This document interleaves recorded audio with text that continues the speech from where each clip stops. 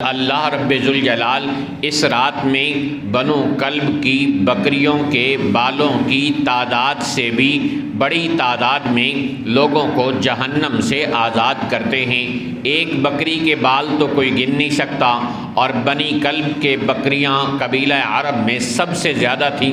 ہزاروں کی تعداد میں وہ بکریوں کے مالک تھے۔ آپ صلی اللہ علیہ وسلم نے فرمایا اتنی بڑی تعداد میں اللہ رب ذوالجلال شعبان کی 15ویں رات کو یعنی شب برات کو جہنم سے لوگوں کو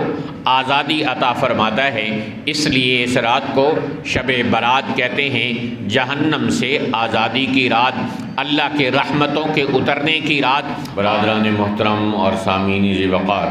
ماہ شعبان کو اللہ رب ذوالجلال نے بڑی عظمت اور فضیلت عطا فرمائی ہے، اور ایک اعتبار سے اسے رمضان کا مقدمہ بنا کر اور رمضان کی عبادات و اعمال سے صحیح معنوں میں فائدہ اٹھانے کے لیے عطا فرمایا ہے۔ نبی پاک علیہ الصلاۃ کا فرمان ہے، ذالک شہر یغفل الناس عنہ بین رجب و شعبان، کہ رجب اور شعبان کے درمیان ایک مہینہ ایسا ہے کہ جس سے لوگ غافل رہتے ہیں، یعنی ہر ایک کو رمضان کی عظمت کا استحضار ہوتا ہے اور اس کی آمد کا انتظار ہوتا ہے، لہٰذا وہ رمضان سے پہلے آنے والے شعبان کے مبارک مہینے کے برکات سے اور اس کے اثرات اور فضائل سے غافل ہوتے ہیں۔ تو رسول پاک علیہ السلام کا اپنا معمول مبارک یہ تھا کہ آپ صلی اللہ علیہ وسلم نے سب سے زیادہ روزوں کا اہتمام شعبان کے مہینے میں کیا۔ حضرت عائشہ صدیقہ رضی اللہ تعالی عنہا گواہی دیتی ہیں کہ نبی پاک صلی اللہ علیہ وسلم رمضان سے پہلے شعبان کے مہینے کے اتنے روزے رکھتے مسلسل کہ ہمیں اندازہ ہوتا کہ شاید آپ ایک روزہ بھی نہیں چھوڑیں گے، اور کبھی ایسا شعبان بھی آتا کہ آپ صلی اللہ علیہ وسلم مسلسل روزے چھوڑتے چلے جاتے، اور ہمیں اندازہ ہوتا کہ شاید آپ صلی اللہ علیہ وسلم ایک روزہ بھی نہیں رکھیں گے۔ حضرت عائشہ رضی اللہ تعالیٰ عنہا فرماتی ہیں کہ رمضان کے علاوہ آپ صلی اللہ علیہ وسلم نے کسی مہینے کے مکمل روزے نہیں رکھے، اور شعبان کے علاوہ کسی مہینے کے سب سے زیادہ روزے نہیں رکھے۔ جس مہینے کے روزے رکھے وہ رمضان کا مہینہ ہے، اور پورا مہینہ نہیں لیکن سب سے زیادہ جس مہینے کے روزے رکھے وہ شعبان کا مہینہ ہے۔ اس میں آپ صلی اللہ علیہ وسلم کثرت کے ساتھ روزے رکھا کرتے تھے۔ ایک صحابی حضرت اسامہ رضی اللہ تعالیٰ عنہ کہتے ہیں کہ میں نے عرض کہ یا رسول اللہ صلی اللہ علیہ وسلم، میں نے آپ کو دیکھا کہ آپ شعبان کے بہت زیادہ روزوں کا اہتمام کرتے ہیں، اس کی کیا وجہ ہے؟ تو رسول پاک علیہ السلام نے ارشاد فرمایا، فیہ ترفع الاعمال الی رب العالمین، اس مہینے کے اندر انسانوں کے اعمال اللہ رب العالمین کی بارگاہ میں پیش کیے جاتے ہیں۔ فأحب ان یرفع عملی وانا صائم، تو میری خوشی ہوتی ہے، چاہت ہوتی ہے کہ میرا عمل جب اللہ کی بارگاہ میں پیش ہو تو روزے کی حالت میں ہو۔ تو گویا نبی پاک صلی اللہ علیہ وسلم اس کا اہتمام فرما رہے ہیں کہ میرا سب سے زیادہ اہتمام کس کا ہے؟ رمضان کے بعد شعبان کے روزوں کا ہے، اور اس شعبان کے مہینے میں انسانوں کے اعمال اللہ کی بارگاہ میں پیش کیے جاتے ہیں، اور میں یہ پسند کرتا ہوں کہ میرا عمل اللہ کی بارگاہ میں پیش ہو تو اس وقت میری حالت روزے کی ہو۔ تو اس حدیث سے ثابت ہوا کہ انسانوں کے اعمال اللہ کی بارگاہ میں شعبان کے مہینے میں پیش کیے جاتے ہیں۔ تو سال بھر کے اعمال انسانوں کے شعبان کے مہینے میں اللہ کی بارگاہ میں پیش کیے جاتے ہیں، اور اس وقت میں رسول پاک علیہ السلام نے اپنے لیے یہ پسند کیا، تو گویا اسی کے اندر امت کو بھی پیغام دیا کہ تم بھی روزے رکھنے کا اہتمام کرو اور اس کی پابندی کرنے والے بنو۔ تو نبی پاک علیہ السلام کا یہ سنت عمل بتاتا ہے کہ شعبان میں انسان روزے زیادہ سے زیادہ رکھنے والا بنے، اور ہم دیکھتے ہیں کہ نبی پاک علیہ السلام کے اس عمل کی برکت کیا نظر آتی ہے۔ یکدم انسان جب رمضان کے مہینے میں داخل ہوتا ہے تو اس کے لیے عبادات کا اہتمام کرنا، رات بھر کی تراویح کا اہتمام کرنا، اور دن کو روزہ رکھنے کا اہتمام کرنا مشکل ہو جاتا ہے۔ تو رسول پاک علیہ الصلوۃ والسلام نے شعبان کے مہینے میں خود روزے رکھ کر گویا امت کو یہ سبق دیا کہ اپنے آپ کو روزے کا عادی بنا لو اور اپنے گناہوں کو معاف کروا کے اللہ کی بارگاہ میں تم پیش ہونے والے بنو۔ شعبان کے مہینے میں 2 4 دن 8 10 دن اگر انسان روزہ رکھ لے تو رمضان کے قریب کا موسم ہوتا ہے تو وہ عادت بن جاتی ہے، اور رمضان کے روزے رکھنا عام آدمی کے لیے بھی آسان ہو جاتا ہے۔ اسی طرح کہا کہ رمضان سے پہلے شعبان کے مہینے میں اپنی قرآن پاک کی تلاوت بڑھا دو۔ صحابہ کرام کے بارے میں آتا ہے کہ جب شعبان کا مہینہ داخل ہوتا تھا انکبوا علی المصاحف، تو صحابہ کرام قرآن پاک کے مصاحف پر ٹوٹ پڑتے تھے اور اس کا زیادہ سے زیادہ مطالعہ کرتے اور قرآن پاک کی تلاوت کا اہتمام کرتے تھے کہ اس کے بعد تو رمضان آنا ہے، اور رمضان قرآن کا مہینہ ہے۔ قرآن کے مہینے کو تلاوت کا مہینہ بنا کر گزارنے کے لیے پہلے سے ہی انسان اپنے آپ کو قرآن کی تلاوت کا عادی بنا لے۔ رمضان میں انسان نے کھڑے ہو کر 20 رکعت تراویح عشاء کے بعد ادا کرنی ہے، تو اس سے پہلے شعبان کے مہینے کے اندر اپنے اضافی نوافل پڑھنے والا بنے تاکہ اس کے لیے تراویح ادا کرنا آسان ہو جائے۔ تو گویا رمضان سے پہلے شعبان کا مہینہ اللہ نے رمضان کی تیاریوں کے لیے عطا فرمایا ہے کہ رمضان کی عبادات کے لیے اپنے آپ کو تیار کر لو۔ جیسے ہم سفر پہ کہیں جانے لگتے ہیں تو نہاتے دھوتے ہیں، اپنے سوٹ وغیرہ کوئی ساتھ لے جانے ہوں ان کو تیار کرتے ہیں، جو سامان ساتھ لے جانا ہو وہ اٹھاتے ہیں، اور اس طرح اہتمام اور تیاری کرتے ہیں کہ ہم سفر پہ جا رہے ہیں۔ تو اسی طرح اللہ تعالیٰ رمضان کا مہینہ ہے، عبادات کا مہینہ ہے، تو کہیں ہم عبادات کے اس اہم ترین مہینے میں محروم نہ ہو جائیں، تو اس کے لیے پہلے ہمیں ایک مہینہ عطا فرمایا کہ اس مہینے میں تم نہا دھو کر اور گناہوں سے معافی مانگ کر پاک صاف ہو جاؤ، اور اپنے آپ کو کچھ روزوں کا، کچھ عبادات کا، تلاوت کا عادی بنا لو، تو اس سے انشاءاللہ العزیز رمضان کی عبادات تمہارے لیے کرنا آسان ہو جائیں گی۔ تو صحابہ کرام کے بارے میں 2 عمل معلوم ہوتے ہیں، کتابوں میں لکھا ہے۔ ایک تو شعبان کے مہینے میں صحابہ کرام قرآن پاک کی تلاوت کا بہت زیادہ اہتمام شروع فرما دیتے تھے تاکہ رمضان میں تلاوت قرآن آسان رہے، اور دوسرا شعبان کے مہینے میں ہی صحابہ کرام زکوٰۃ کے نکالنے کا اہتمام کرتے تھے۔ ہماری قوم نے تو ایک ہی سبق پڑھا ہوا ہے کہ رمضان سے پہلے زکوٰۃ نہیں نکالنی، چاہے فرض ہو گئی ہو، 2 مہینے پہلے فرض ہو گئی ہو، گناہ گار ہوتا رہے۔ نماز جب فرض ہو جائے تو انسان ادا نہیں کرتا تو گناہ گار ہوتا ہے،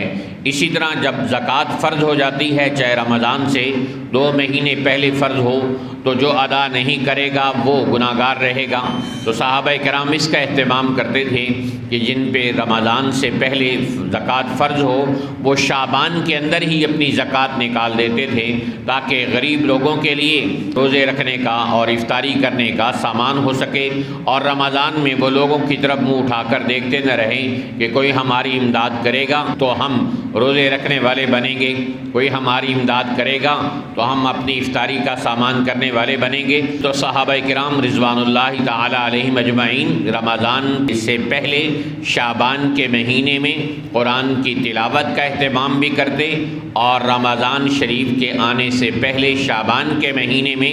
زکوٰۃ بھی نکال دیتے تھے تاکہ روزے داروں کے لیے روزے رکھنا آسان ہو جائے۔ تو ہم دیکھتے ہیں کہ شعبان کے مہینے میں رسول اللہ صلی اللہ علیہ وسلم اپنے روزوں کی تعداد کو بڑھا دیتے، اور یہی صحابہ کرام، تابعین، تبع تابعین کا معمول مبارک نظر آتا ہے کہ رمضان کے مہینے سے پہلے وہ اپنے آپ کو ذہنی طور پر، جسمانی طور پر اور روحانی طور پر رمضان کے استقبال کے لیے اور رمضان کے اعمال کے لیے تیار کر لیتے تھے۔ اس لیے ہم سب کو بھی اس کا اہتمام کرنا ہے۔ شعبان الشہری کہ شعبان میرا مہینہ ہے، تو جس چیز کی نسبت رسول اللہ صلی اللہ علیہ وسلم کی طرف ہو جائے وہ کتنی عالی شان چیز بن جاتی ہے۔ تو اس لیے شعبان کا مہینہ اس اعتبار سے بھی فضیلت والا ہے کہ اس مہینے کو رسول اللہ صلی اللہ علیہ وسلم نے فضیلت والا مہینہ قرار دیا ہے اور اپنا مہینہ قرار دیا ہے۔ اور قرآن پاک کی مشہور آیت جو ہم بار بار زندگی میں سنتے رہتے ہیں، ان اللہ وملائکتہ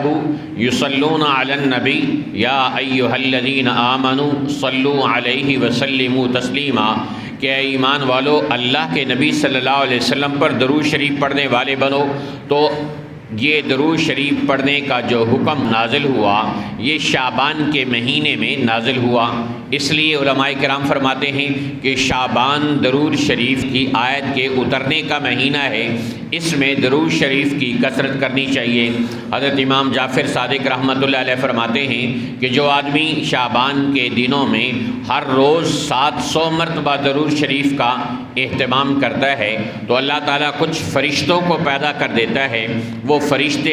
اس کا یہ پڑھا ہوا درود شریف روزانہ والا لے جا کر اللہ کے رسول صلی اللہ علیہ وسلم کی بارگاہ میں روضہ اقدس پر پیش کرتے ہیں، اور پھر ان فرشتوں کو اللہ تعالیٰ اس بندے کے گناہوں پر استغفار کے لیے مقرر کر دیتا ہے کہ جس بندے نے میرے نبی صلی اللہ علیہ وسلم پر 700 مرتبہ درود شریف کا اہتمام کیا ہے، تم اس کے لیے استغفار کرنے والے بنو۔ تو انسان سے گناہ ہوتا ہے اور وہ خود معافی مانگنا بھول جاتا ہے، اور وہ فرشتہ جو پیدا ہو چکا ہے اس کے درود شریف کی برکت سے وہ اس کے لیے استغفار کرتا چلا جاتا ہے۔ تو شعبان کے اندر ایک اہم عمل یہ ثابت ہوا کہ انسان کو درود شریف کی کثرت کرنی چاہیے، کیونکہ یہی وہ مہینہ ہے کہ جس میں رسول پاک علیہ الصلوۃ والسلام کے اوپر درود شریف پڑھنے کی آیت مبارکہ نازل ہوئی۔ اور اس مہینے میں ایک مبارک رات آتی ہے جس کو ہم شب برات کہتے ہیں،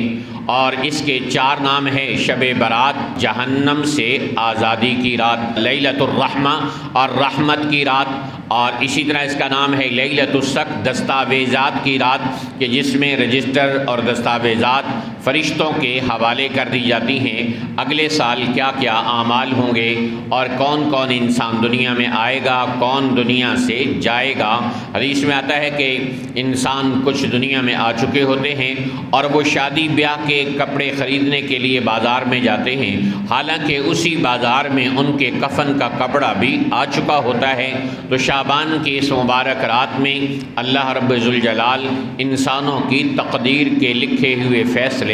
فرشتوں کے حوالے فرما دیتا ہے، اور فرشتے اس کی تنفیذ کا فریضہ سر انجام دیتے ہیں۔ تو کون پیدا ہوگا، کس کی شادی ہوگی، کون مرے گا اور کون زندہ رہے گا، یہ سب فیصلے لکھے ہوئے فرشتوں کے حوالے کر دیے جاتے ہیں۔ آپ علیہ الصلوۃ والسلام نے فرمایا کہ اذا کانت لیلۃ النصف من شعبان، جب شعبان کی 15ویں رات ہو، فقوموا لیلہا وصوموا نہارہا، تو اس کی رات کو قیام کرو، یعنی عبادت کرنے والے بنو، اور اس سے اگلے دن کا روزہ رکھنے والے بنو۔ سیدہ عائشہ رضی اللہ تعالیٰ عنہ بیان کرتی ہیں کہ ایک رات میں موجود تھی، رسول پاک علیہ الصلوۃ والسلام آرام فرمانے کے لیے تشریف لے کر گھر آئے، اور پھر تھوڑی دیر میں خاموشی سے اٹھ کر باہر چلے گئے۔ تو میرے دل میں ایسا خیال سا آیا کہ آج رات میرے گھر قیام کی باری ہے، رسول پاک صلی اللہ علیہ وسلم کہاں تشریف لے جا رہے ہیں۔ تو میں نے آہستہ سے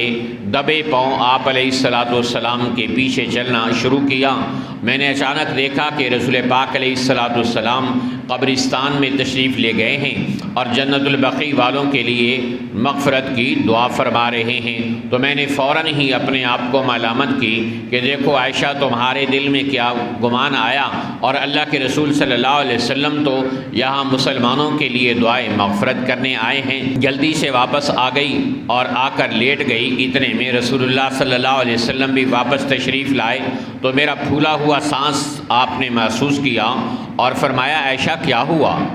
تو میں نے سچ سچ بتا دیا کہ یا رسول اللہ صلی اللہ علیہ وسلم، آپ کے آج میرے گھر میں قیام کی باری تھی، آپ تشریف لائے، لیٹے اور پھر اٹھ کر چل دیے، تو میں نے سمجھا کہ کہیں آپ کہیں اور تشریف نہ لے کر جا رہے ہوں۔ تو میں دبے پاؤں آپ کے پیچھے چلی گئی، تو میں نے جب آپ کو قبرستان میں مسلمانوں کے لیے دعا کرتے ہوئے دیکھا تو شرمندگی سے دوڑتے ہوئے واپس آ گئی تاکہ آپ کو پتہ نہ چلے۔ رسول پاک علیہ الصلوۃ والسلام نے ارشاد فرمایا کہ آج شعبان کی 15ویں رات ہے۔ جب میں سونے کے لیے آیا اور لیٹا تو جبرائیل امین میرے پاس آئے اور انہوں نے آ کے کہا یا رسول اللہ صلی اللہ علیہ وسلم آج شعبان کی 15ویں رات ہے، اس رات میں اللہ تعالیٰ آسمان دنیا پر تشریف لا کر اعلان فرماتے ہیں کہ حل من تائب فاتوب علیہ، کیا کوئی ہے توبہ کرنے والا کہ میں اس کی توبہ کو قبول کر لوں؟ کیا کوئی ہے معافی مانگنے والا کہ میں اس کو معاف کر دوں؟ حل من مسترزق فارزقہ، کیا کوئی ہے رزق مانگنے والا کہ میں اس کو رزق عطا کر دوں؟ فحل من مبتلا فاعافیہ،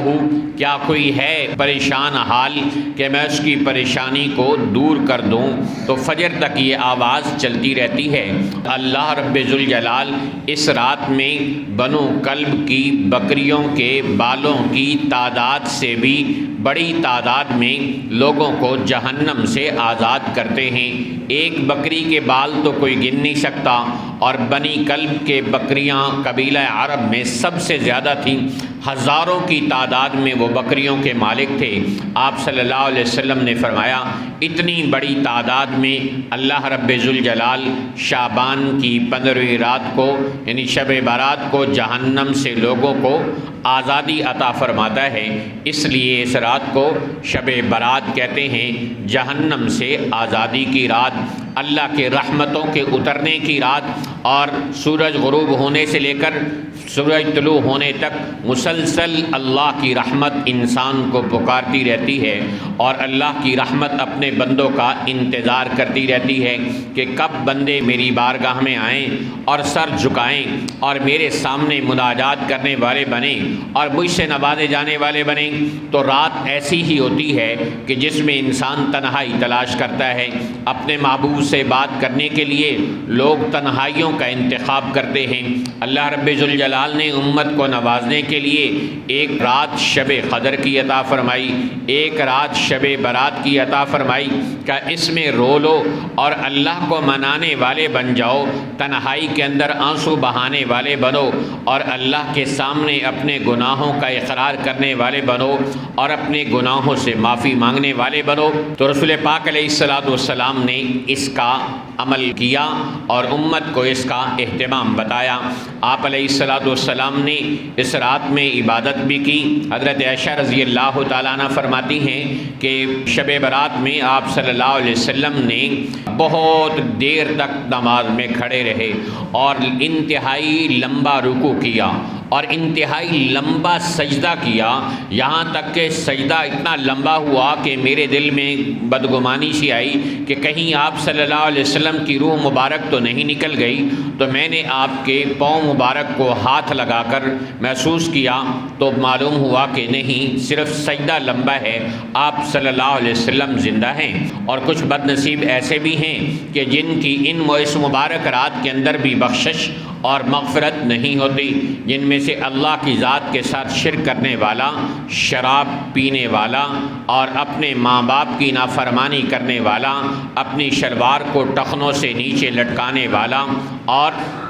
کسی مسلمان سے بغض اور کینہ رکھنے والا، کسی جادوگر کے پاس اور نجومی کے پاس جانے والا اور اللہ کی ذات اور صفات میں کسی کو شریک ٹھہرانے والا، یہ وہ لوگ ہیں کہ جن کی اس مبارک رات کے اندر بھی بخشش نہیں ہوگی۔ اس رات میں جب اللہ لاکھوں کروڑوں انسانوں کو جہنم سے آزادی کے پروانے عطا فرما رہے ہیں، ان گناہوں کے مرتکبین کو اللہ معاف نہیں فرمائے گا۔ لہذا ابھی بھی وقت ہے کہ ہم اپنے دوستوں سے اپنی غلطیوں کی معافی مانگنے والے بنیں اور اللہ سے بھی اپنے گناہوں کی معافی مانگنے والے بنیں۔ کتنے مسلمان ہیں کہ جن کی ہم غیبت کر بیٹھتے ہیں، اور علماء سے یہ سنا ہوا ہے غیبت کا کفارہ یہ کہ انسان براہ راست اس آدمی سے جا کر معافی مانگے۔ تو کتنی عجیب بات ہے، ایک آدمی آپ کو نیک سمجھتا ہے، نمازی سمجھتا ہے، اسے آپ جا کر کہیں السلام علیکم جی سوری میں نے آپ کی فلاں فلاں جگہ موقع پر بڑی غیبت کی، وہ معاف تو کر دے گا، لیکن اس کے دل میں ایک گرہ لگے گی، یار میں اس کو نمازی سمجھتا تھا، اس کو حاجی سمجھتا تھا، نیک آدمی سمجھتا تھا، یہ بیٹھ کر میری غیبتیں کرتا رہا اور یہ بیٹھ کر میری برائیاں پیٹھ پیچھے لوگوں کے آگے کرتا رہا۔ میاں بیوی کے معاملات میں اونچ نیچ ہو جاتی ہے، خامن کچھ سخت الفاظ کہہ دیتا ہے، کسی وقت ہاتھ اٹھ جاتا ہے، تو وہ جب ہاتھ جوڑ کر بیوی کے پاؤں پکڑ کر معافی مانگے گا تو اس کے بعد تو بیوی سر چڑھے گی اور چوڑی ہو جائے گی، بعض ایسی ہوتی بھی ہے نا۔